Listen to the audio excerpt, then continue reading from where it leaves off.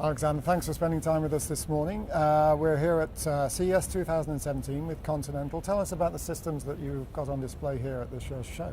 Yeah, we have some key innovations that we show here in vehicles down there in the pool area, which we can't use at the weather anyway. No, I'm grateful for that. So, and one example here, for example, behind us is how we can improve over the updates to keep vehicles always fresh and up to date in the functions by the means of integrating satellite communication. You're using satellites? Yes. Yeah, okay. It's actually complementary to the cellular networks that we are using, but it allows actually coverage in wider areas of, for example, Northern America, where you have large fields and deserts basically, but still reaching all the vehicles. And since it is a broadcasting service, it's actually something we can deploy at once to potentially hundreds of thousands of vehicles. Indeed. Is Continental the only company to be using satellite for OTA?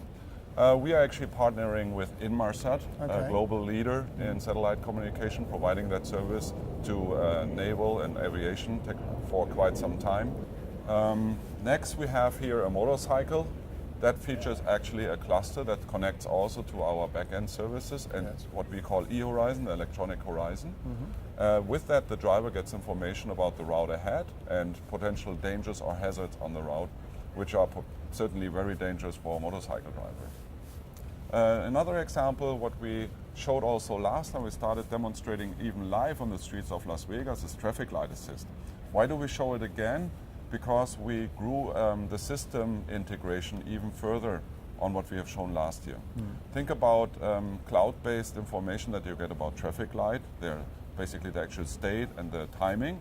But now we also integrate the ADAS part of it, of the camera, recognizing the camera, and direct communication to traffic lights, so that we can even increase the safety further. So instead of just giving a comfort function, we can really react when the traffic light is even blocked by the view, and we can be for sure that the traffic light is red or green.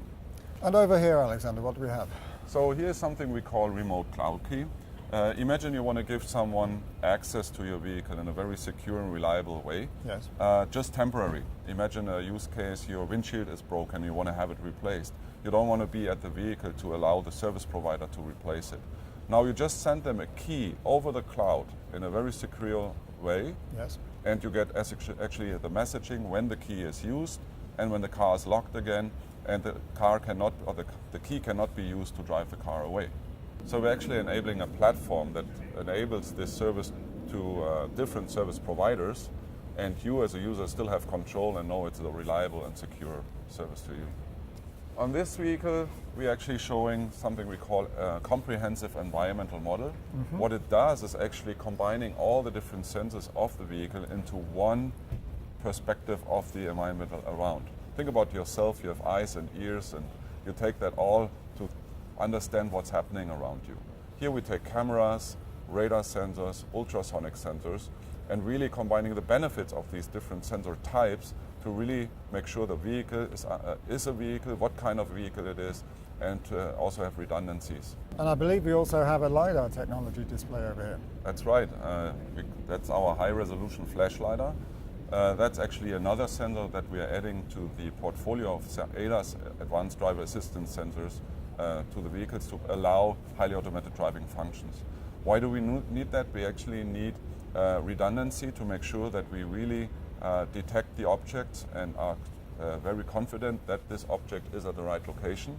And sometimes camera or radar alone cannot give that information about the environment. Sure. With a high-resolution flash LiDAR, actually we get a 3D image of the surroundings, and tying that in together with our comprehensive environmental model, we have a much better perspective of what's happening around the vehicle and can apply safety critical functions and highly automated driving functions based on that. Could you see a time when all cars were equipped with LiDAR?